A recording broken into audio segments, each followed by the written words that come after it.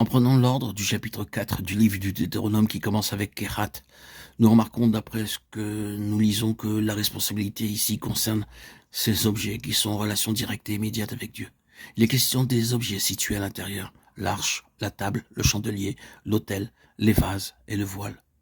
Là, vous arrivez de manière la plus directe en contact avec Dieu lui-même, avec la divinité. Car si vous regardez de plus près, vous constaterez qu'ici vous êtes en relation avec les personnes divines, le Père, le Fils et le Saint-Esprit.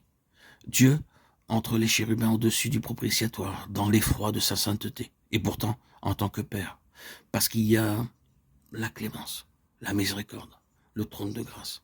Il n'est pas uniquement le Dieu tout redoutable, mais le Dieu tout miséricordieux.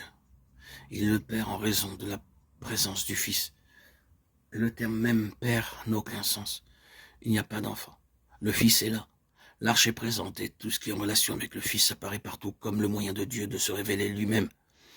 Ou nous le formulerons de manière plus exacte en disant la manifestation de ce que Dieu est comme étant dans le Fils. Le Saint-Esprit est là, dans l'huile, mais dans la lumière, et dans cet élément intangible qui, cependant, est la puissante influence de l'ensemble. Vous êtes en relation avec les personnes divines et vous débutez avec cette chose étonnante de la Trinité. Ceci peut être illustré par notre propre constitution puisque créée à l'image de Dieu. Il semble que ce soit la plus profonde explication ou interprétation de la déclaration sur l'homme fait à l'image et à la ressemblance de Dieu. Chacun d'entre nous est constitué de 3 parties. Premièrement, il y a la personne, il s'agit juste d'un fait. Deuxièmement, la personne a un caractère. Or, vous pouvez connaître l'existence d'une personne de vue ou de réputation, et il est possible que vous sachiez qu'elle existe et rien de plus. Cette personne a un caractère ou une nature, et vous devez entrer en contact avec elle pour découvrir quel est son caractère.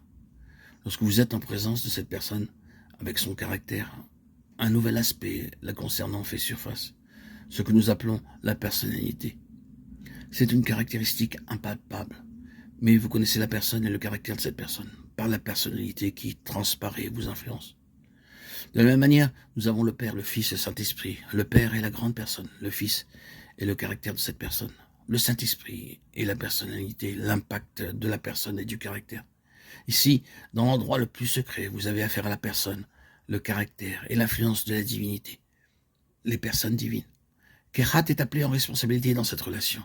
Et c'est ce qui explique pourquoi nous avons cette déclaration additionnelle au verset 32 du chapitre 3 du livre de Deutéronome.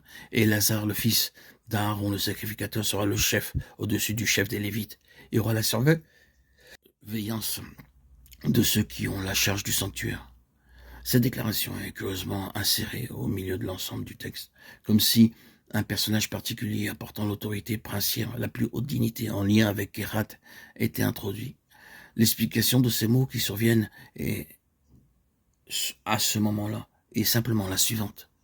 Qu'ici, vous touchez aux choses les plus profondes, les plus élevées, les plus sacrées, les plus solennelles. Vous vous trouvez dans l'endroit le plus intime